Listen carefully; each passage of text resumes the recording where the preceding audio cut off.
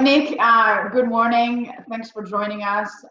We wanted to do a follow-up on last week's webinar and hear a little bit more about your story with Tagalong, but also your athletic journey, what you did as an athlete, and then how the story of Tagalong got started after the Rio Olympics. So first of all, thanks for taking the time and welcome. Thank you. No, pumped to be here, Myriam. Yeah, and so can you tell us a little bit first to get started, a bit more on your athletic journey and where you went as an athlete and Sure. What were your biggest achievements too? Yeah, I think my dreams of being a basketball player never panned out. So I was 5'5", 110 pounds when I was 16 and shot up to 6'5" in 2 years. So I was this small, skinny kid who grew up to be a very, very lanky, skinny kid. And running was I was starting off in that path and was a good high school runner and I was a better high school rower. But just hated the politics of rowing and really wanted to, if it was going to be a good race, I wanted to get all the credit. And if it was going to be a bad race, I wanted to take all the blame. So cross country and track and field were kind of the direction that I wanted to go in college. I was really focused on what I wanted to study. So I chose Dickinson College in Pennsylvania, which was a liberal arts Division III college in the middle of Pennsylvania. In the Centennial Conference, and we ended up being, kind of a number 3, number 2 consistently until my senior year, where just with a lot of hard work and being a part of a team and having some of those guys in the team be some of my best friends to this day, we were able to win the conference championship. I was able to get a couple All-American statuses in the 5,000 meters and then the steeplechase. So I think that my height kind of helped there. And then I got the dream job that I wanted when I graduated and moved out to Los Angeles to work at NBC. And running was kind of this it added structure to my day, kept me in shape, obviously, and just something that I was very used to. And I thought, if I'm going to do this at a more competitive level, I was right around 14 flat for a 5K, which is good. It's not great. You probably need another 20 to 30 seconds to put yourself in that upper echelon of competitive distance running. And at 6'5", 200 pounds, you don't see too many of those type of distance runners. So yeah, I just competed in road races and different things out in Los Angeles for while I was working at NBC, and then started getting faster than what I was in college, and really enjoyed what my relationship with running was. I was starting to figure out what I liked to do in the production world. I wanted to work in television and film. Was really, really career focused, really athletics was just kind of a side hobby for me. And as I kept getting better, I started to weigh, okay, this could be, 2012 is coming up. This could be a good opportunity for me to see if I can make trials. And unfortunately, I tore a tendon and was hurt to sneeze and walk and all that stuff, as every athlete goes through. And it was my first real time having to deal with an injury. I was very fortunate throughout high school and college to not really have any major injuries. So dealing with that post-collegiate, working a full-time job, running kind of took the side burner, and I ended up working with this startup where we went on Shark Tank. We raised about $300,000 from Mark Cuban. It was called Surfset Fitness, a friend of mine that I grew up with in New Hampshire. Did all the programming. It was a surf-inspired fitness company. So I got a taste of starting a company in the startup world in 2012, right when I was injured. So it was this really unique opportunity to throw myself into this project, as well as having something to take my mind off the being injured. As any athlete knows, being injured sucks. It's awful. When that is what consumes your life and what you've dedicated so many waking hours to not be able to do that, it's very challenging physically, but mentally more than anything. So I had this really cool opportunity to work in business and be able to make decisions that was kind of setting up the infrastructure to what a startup was. We got to travel all over the country. We got to travel internationally. We got to do trade shows and do a little bit of media, a little bit of sales. And I really enjoyed that. We were very lean. And then as time allowed me to heal, I started getting back into running and had this opportunity to sort of get recruited by this USA Triathlon and go into their what was called the CRP program, the Collegiate Recruitment Program. And they were trying to reverse engineer the US triathlete. Up to that date, there were very good swimmers, bikers. In case you don't know, it's swim, bike, run in that order. They do the swim, fun fact, because it's the most dangerous, so they want to get it over with and move on to the bike and the run. So obviously my background as a runner was good. I just had to learn how to swim and bike. Swimming is very technical. It's similar to rowing insofar as how your hands enter the water. I remember I had this conversation with a coach that's like, should I be placing or should I be slapping my hand in the water? And as a swimmer yourself, the answer was yes. You need to do both.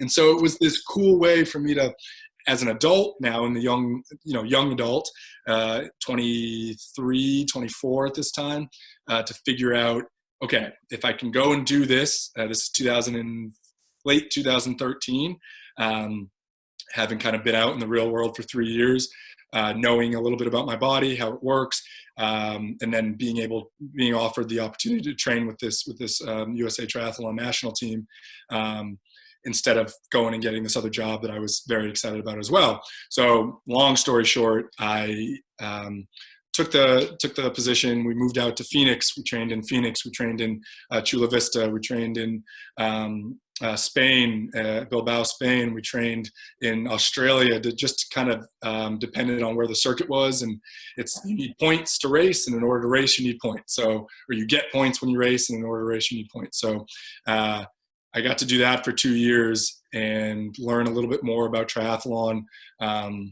Having competed at a high level in track and field, never professionally, I was able to kind of learn a little bit about USA Track and Field and how that governing body works. And then with triathlon, learn a little bit about how that governing body works. And my brother being on the national rowing team, knowing a lot, sharing stories about US rowing.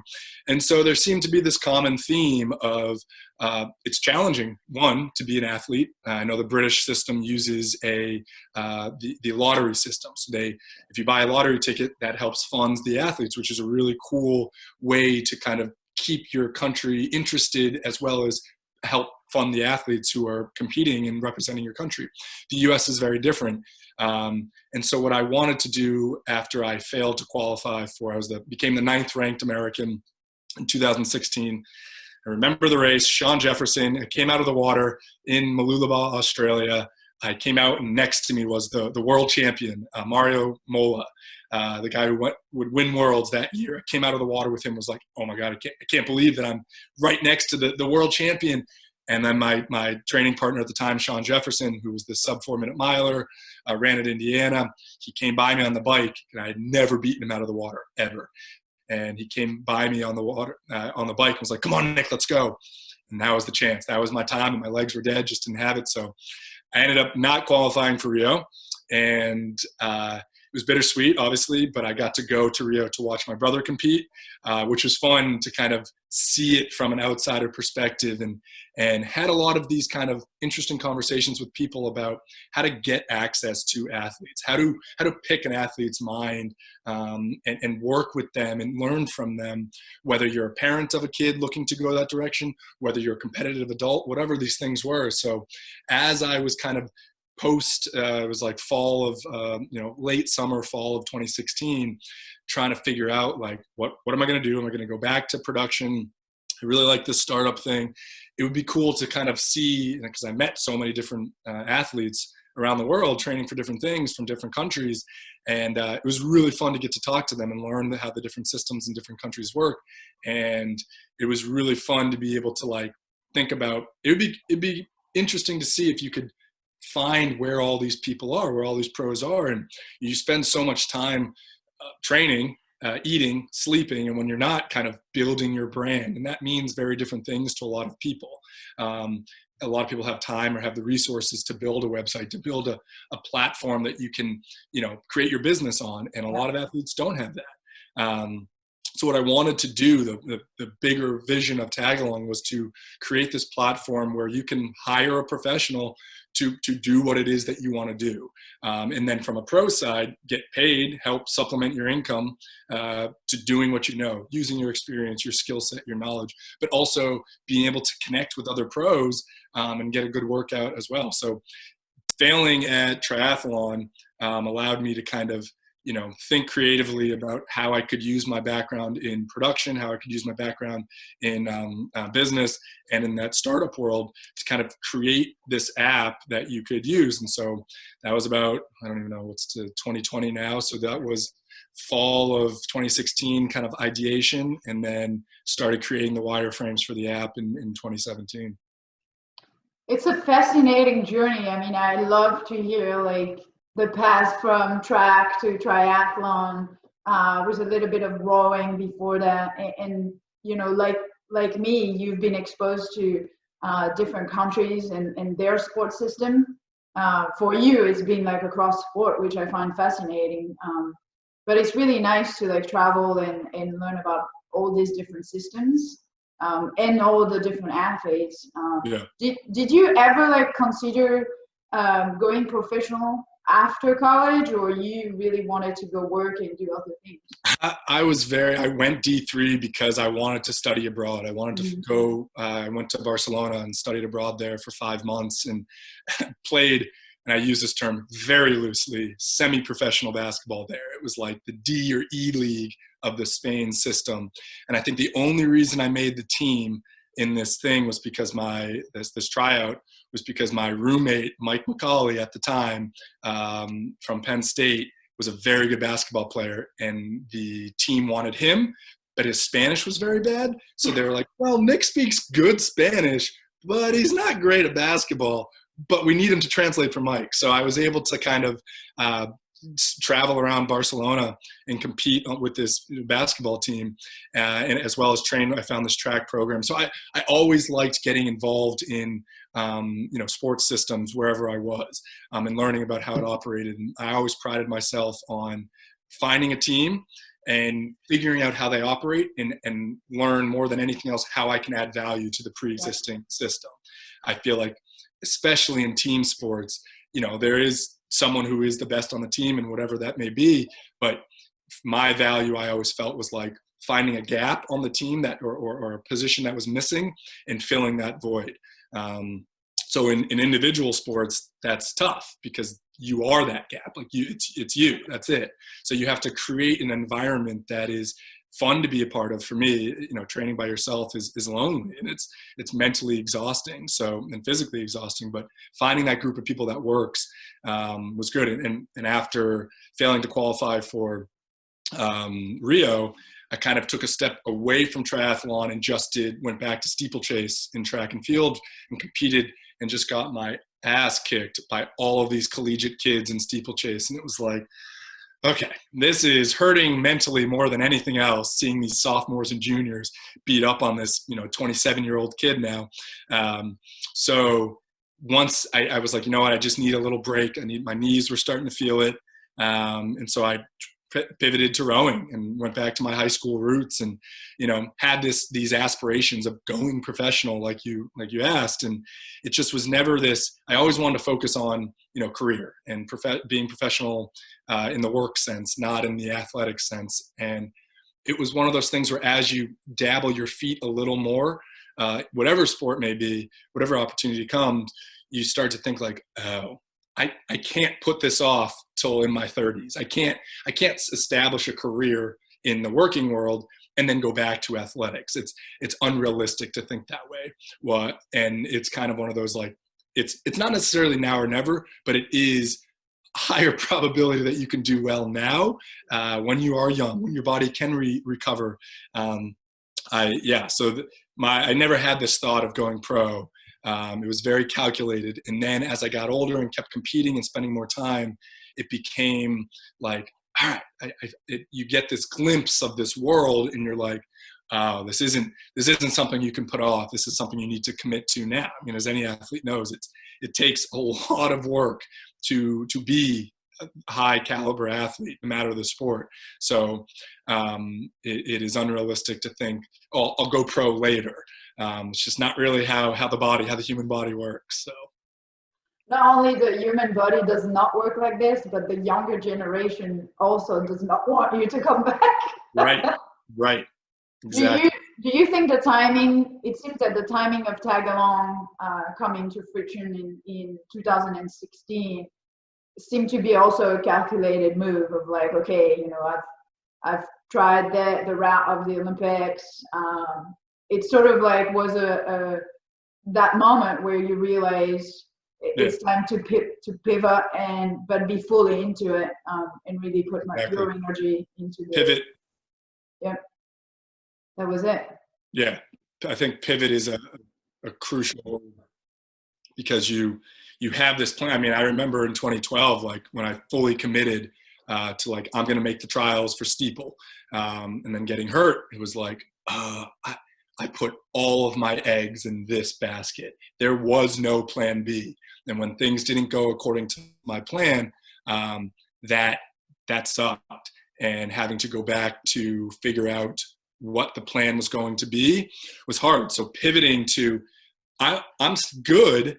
If I was great, I'd continue, but I'm good. But there's a lot of people who want access to good, because I may not be the top 1%, but I may be still be the top 10%, top 7.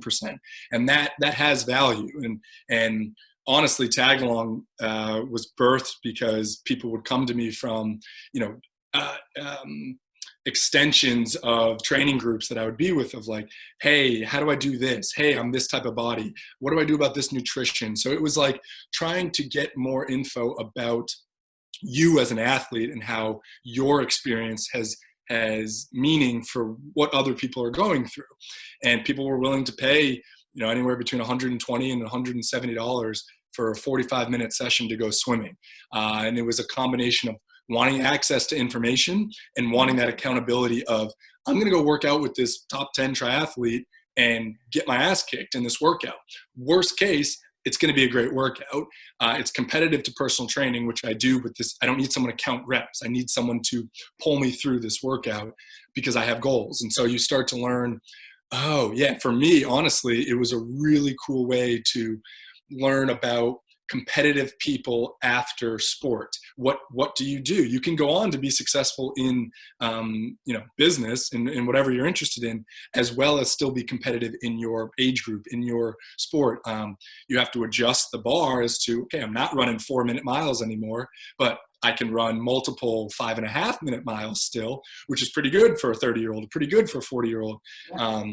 So you start to extrapolate like, oh, okay, there's a market out there of people who want access to this personal training that doesn't exist, because it's like, oh, pro athlete, I can't access a pro athlete. And it's like, well, why not? The governing bodies, sponsors, I was selling my soul for $5,000 from brands, which still very thankful to them. But at the time, it's like, yeah, I'm not making $50,000 from one sponsor. So if I can get $100, $200 this week, that means something. That is helpful. So that was kind of that natural pivot to, having worked in a startup, thinking differently about how to come up with creative solutions to problems. And the problem in this case was, what am I doing with my life? So, yeah. Yeah. And I think the principle of Tagalong is really one of the moment where, you see all the influencer marketing and people want a direct access to their stars. And the stars want to be talking with the fan on a regular basis. And I think Tagalong sort of sells that but with a channel of exercise. And I think it's really aspirational for someone, not just the accountability of someone being your coach or your personal trainer, but the inspiration that you have of going to a workout with someone who's been at the top level. It's fantastic. It's been a fun way as we've replicated the model with triathlon, cycling, swimming, rowing, track and field, marathon running, all these different athletes doing what I did because I was making good money doing these sessions for 2 years. And it was like, okay, I was good, not great, but I can help other athletes do that. And that really has been, that driving force to, let's create this platform where, collegiate athletes can make money doing what it is that they're doing. They're not breaking NCAA rules. If they go home on break for that month that they're home, they can make a couple that can be their side job. So thinking creatively about how to help athletes. And honestly, I was thinking about this the other day, like when you are competing for your country, you are representing your country, but your country doesn't always have the best way to help support you. And obviously if it was easy, everyone would do it, but we can create a system that allows a way for people to support your nation's top athletes. Why wouldn't you do that? Why wouldn't you make it so that people can be more competitive? People can make a little more cash, put a little more, money in their pockets to afford that $1,000 trip that it's going to take to get to Australia to race, or to get to wherever it is. And endurance sports in general, you're not racing a ton. It's not like an 82 game season for basketball or anything like that. So all those little things do add up, and they can make a huge difference to a lot of these athletes. Well, and I think the really interesting part about Tagalong is that you don't need new skills. You already have the skills, you already have the knowledge. Now is the platform is available for you to use, and you get to do that while you're training. So you're not like wasting time, doing another job that may be not related to your daily training. And it might need, a little flexibility from your coach or to fit into your training schedule. But I think it seems that it's like the ideal situation for an athlete to turn to if they don't want to make a big investment in like their personal brand or becoming an influencer or something like that. So we would say to schedule these sessions on easy days. No one's going to be able to do your, 5 by mile repeat at your pace. It's unlikely. Maybe they could stay with you for 100 meters, maybe. But and we've had those sessions where people do part of the workout, but it's like, do your easy days, figure out what they want. Like you'll come into how you do. And the athletes who come on Tagalong are interested in connecting with these people, in networking, in learning. It's this connection. And I always wanted to make it about that connection and offering scheduling, offering communication to the platform, offering insurance to the platform, all these different tools that we will invest in at Tagalong to help you, the athlete, make your day-to-day a little less stressful. How do you see the vision for Tagalong? Like, in 5-10 years, where did you see it? Yeah, I think it's a great question. I apologize. We may get cut off here. My broken battery computer charger. The vision I would like to see is obviously an international, for people around the world to be able to utilize this, to be able to actually connect with in-person people that you're a fan of, to get a good training session in, to work with major brands, to be able to have this smaller level sponsorship agency for athletes, able to connect with people and say, hey, I'm looking for a pair of shoes. Why do you wear ASIC? Why do you wear Nike? To use that as a way to really pinpoint why this pro is doing this certain thing, I think is a fun way to learn as we grow. So we've already pivoted from in-person sessions to training plans, and from training plans to consult calls or FaceTimes. So I think there will be multiple different services that we offer, products that we offer along the way. And going down that, obviously COVID-19 stuff forced us to pivot to the virtual side of things. So the more creative the athlete is, and like, hey, I was thinking about this. Yeah, love it. We'll figure it out. So being able to work with a variety of different athletes, variety of different sports, locations, you can update your location. We want to be this kind of temporary help, temporary fix. If you can turn it into a bigger thing, obviously that's what we'd love to do. But to be able to be this platform where every athlete has experienced that question from someone's mom, or like, oh, my friend does triathlons, she would love to work out with you. And it's like, yeah, this person would too, but their experience is worth something. Their time and skill set is worth something. And you can DM someone on Instagram and ask them, and the pro wants to get back to them, but they don't have time to do it a lot of times.